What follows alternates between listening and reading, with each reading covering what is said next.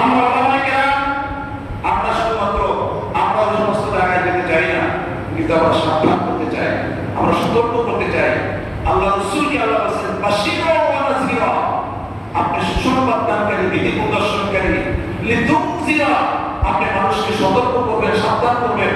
আলেমরাও সেই কাজটা করে। এজন্যই আলেমরা হচ্ছে নবীদের কি ওয়ারিস, এই কাজ আছে।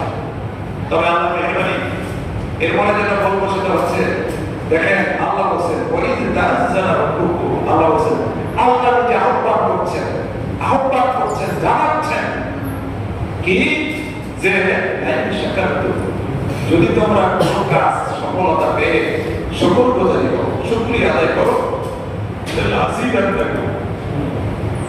অবশ্যই অবশ্যই আমি তোমাদের এই সফলতা এই শান্তি সমাজ বাড়িয়ে দিব, যে বরকত পেয়েছে বরকত বাড়িয়ে দিব, যে সুযোগ পেয়েছে হাজারো সুযোগ আমি করে দিব।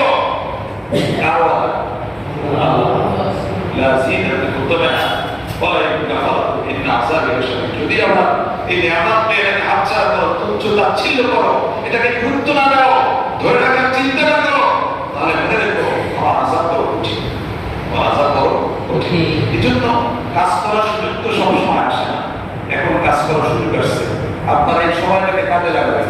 ভালো কাজ করার সুযোগ আসছে, অনেক ভালো কাজের চিন্তা আপনার মাথায় ছিল, আপনি করতে পারেন নাই, কিন্তু এখন তো আপনাকে করার সুযোগ আসছে, এখন তো আপনাকে নিষেধ করছে না, করছে না। এখন আপনাকে সুচারুভাবে, সঠিকভাবে, জোরালোভাবে, কণ্ঠকে উঁচু করে সাহসিকতার সঙ্গে এই কাজগুলো করতে হবে।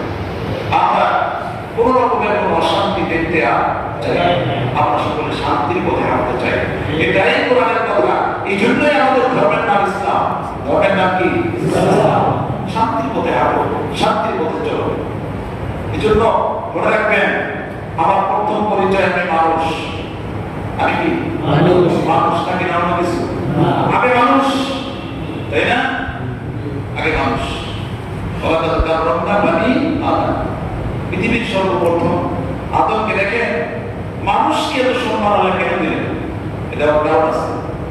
পৃথিবীর যত সৃষ্টি হয়েছে, জিন, তারপরে আপনার ফেরেশতা, এরাও তো আল্লাহ সৃষ্টি নাকি?